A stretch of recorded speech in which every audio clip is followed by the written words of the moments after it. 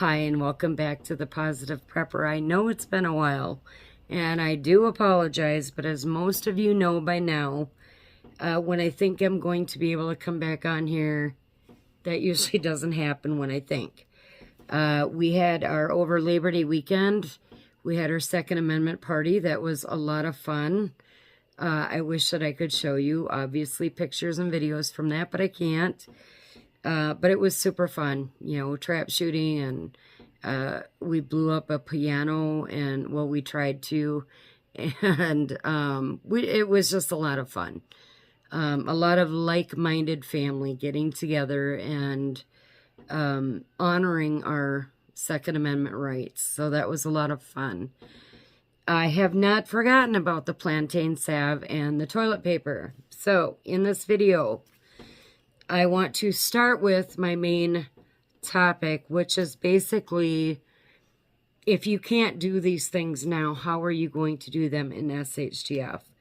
So I'm going to do that part first, and then at the end of the video, I'm going to put in how I made the plantain salve.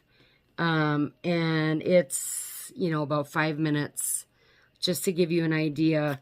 But at the end of it, what I don't show is actually how the salve turned out. So I'm going to show you that first, without giving, you know, because at the end of this video, you will see how I made it. But this was my second attempt. Remember the first attempt, it was like super hard. Like you couldn't put your finger in it. You had to like dig your nail into that. This was our second attempt. This was the 2-ounce containers that I did. And the great thing is this actually, you can just scrape your finger along. So I think I still need to go a little bit more oil, but I think that this is, like, I don't have to dig my finger into this. Like, I can put my finger on it, okay?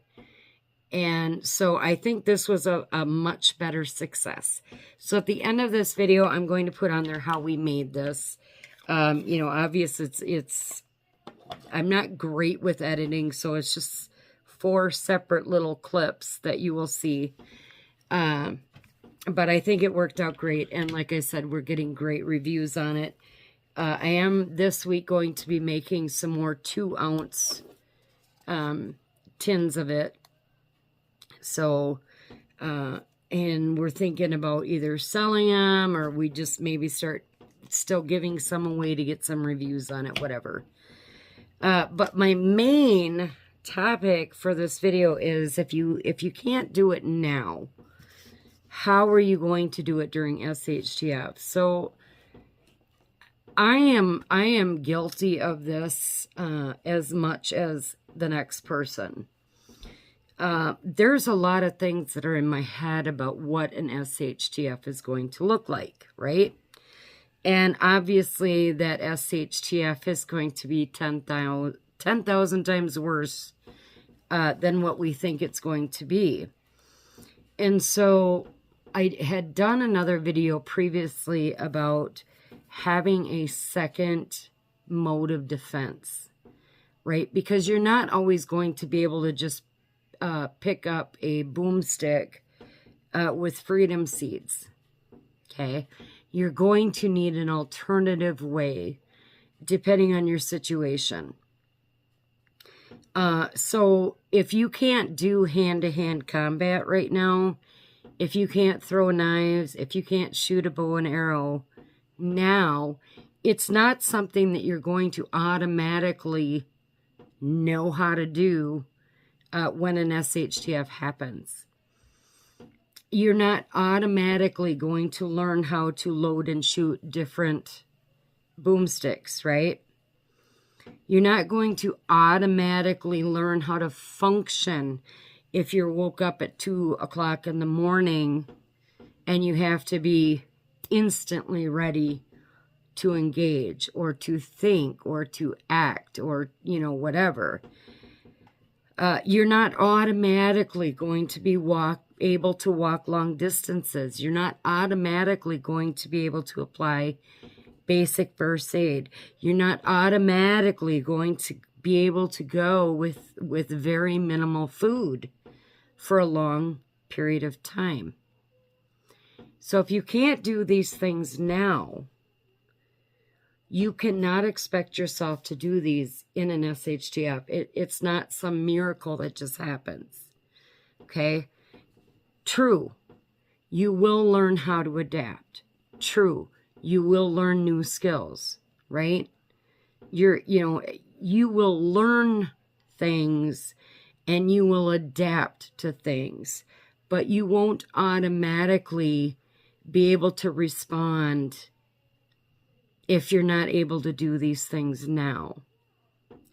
So these are some things that I really want you to focus working on, especially in the next coming weeks if you have the time. So again, learning something other than shooting a boomstick. Learn either hand-to-hand combat or throwing knives or hatchets or bow and arrow. Learn that second skill set for self-defense. Okay? That is really something that you have to learn that. It's not going to be like the movies where you get lucky and you throw the hatchet and, it hits the zombie between the eyes. It's not how this works. Okay, you have to be able to do that. You have to know how to work with other weapons other than the one that you are accustomed to.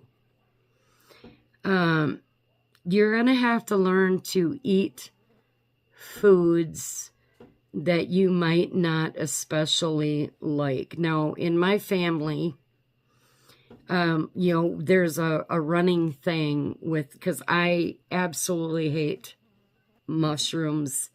I absolutely hate liver, right? My sister absolutely hates rice. So we all have our little things, right? But the reality is we're going to have to learn how to eat the things that are available to us. So we have to expand that horizon. And, especially with your meat, like I absolutely can't stand liver, but I will eat squirrel and cow tongue, right? But don't give me squash. Well, what are you going to grow in your garden? You're going to be growing vegetables in your garden, right? And some fruits, but I absolutely hate squash. But that's something that I'm going to have to adapt to because that might be all that we have. I'm not saying you have to do that in one day, but I'm saying you have to maybe try different ways of fixing these foods to blend them in. Like, I don't like sweet potatoes at Thanksgiving, but I mix them with bananas, and then I can eat them. Okay? So, adapting different ways to make foods that make them a little bit more tolerable on your palate. Or even, can you go a day on just water? Obviously, don't do that if your doctor doesn't recommend it. I'm not saying everybody should just stop eating for a day. Absolutely not. But we may end up in a situation where we're going to have to go, 12 hours without food. What is that going to feel like? Okay. How does that affect you psychologically? How does that affect you emotionally? So, if you can't do it now, what's that going to look like to you in an SHTF? Another one is walking long distances. I could walk forever on a flat surface. But if I have to do hills or steps, I'm not going to be very good at that. My arthritis, it's been awesome. I've been able to do a lot more lately, so I'm really happy about that. But you have to know what your ability is. And you have to know where you have to draw that line. But if you can't do that now, what is that going to look like in an SHTF? Okay?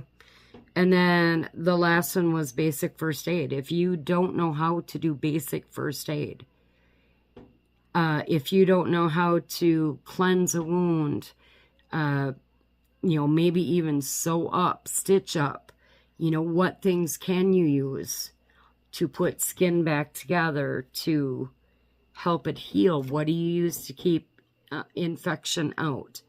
If you don't know basic first aid, this isn't naturally going to come to you in an SHTF.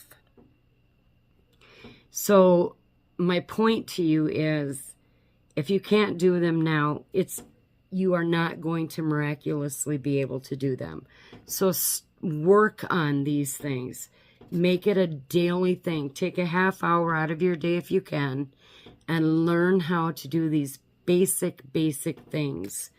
And work on your distance walking, right? Work on your basic first aid. Work on diversity of food.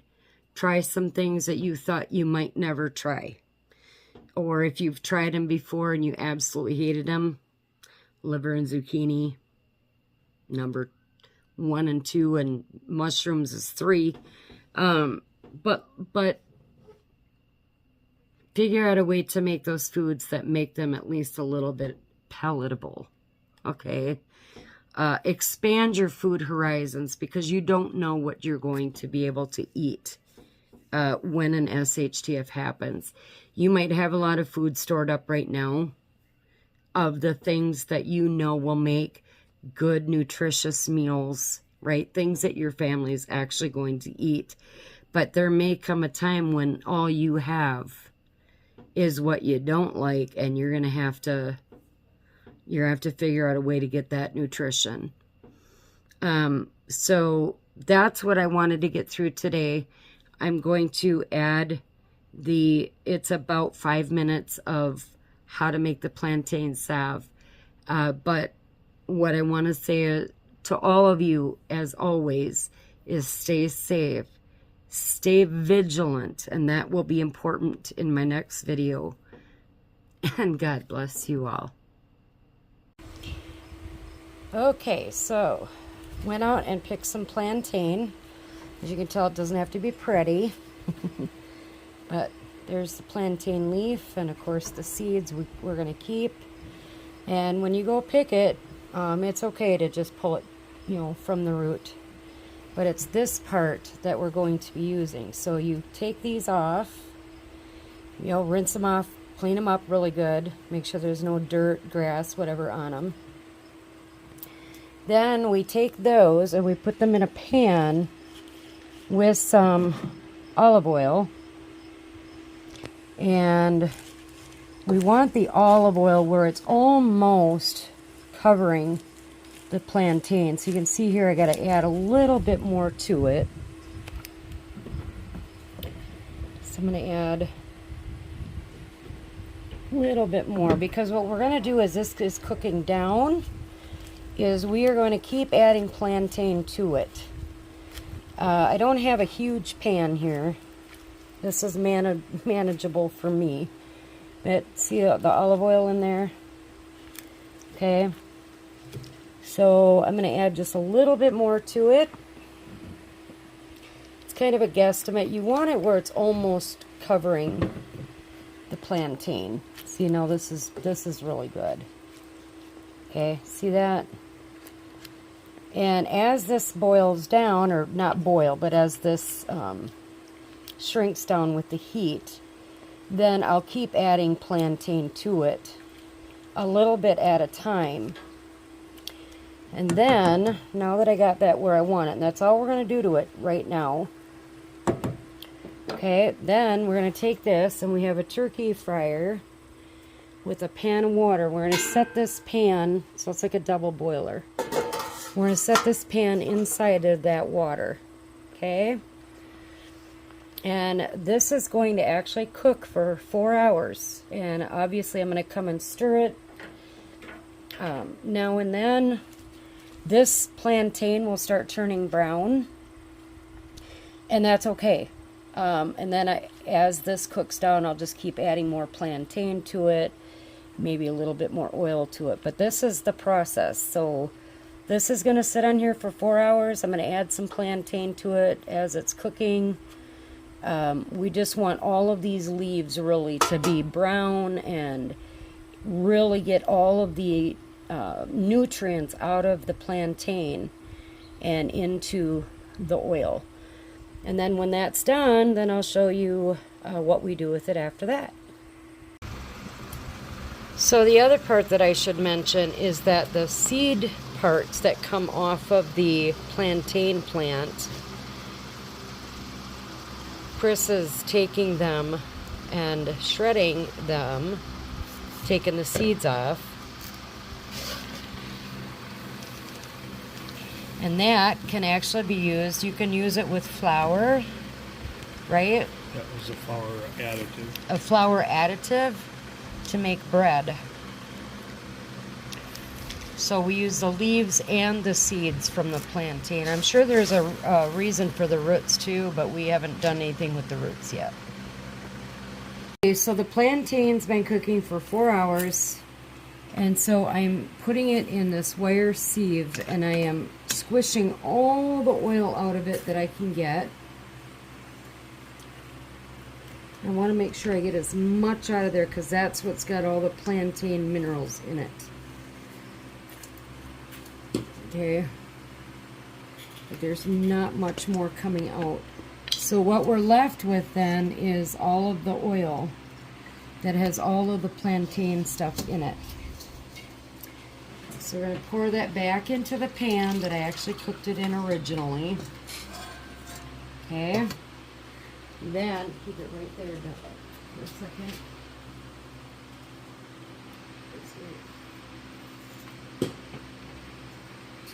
Pause it. Okay, so now this is the beeswax pellets. And what we need to do is try to get it 50-50, although when I did it 50-50 last time, the salve came out pretty hard. So I'm going to do less than 50-50 beeswax to oil, because I want to make sure that when you put your finger in it that you can actually get some of that, the salve out without like having to dig your fingernail into it. So we're going to go, so if you look at that, that's probably about 50-50 right there. So I'm going to put not all of this in there. Okay. And then, so there's the beeswax in the oil.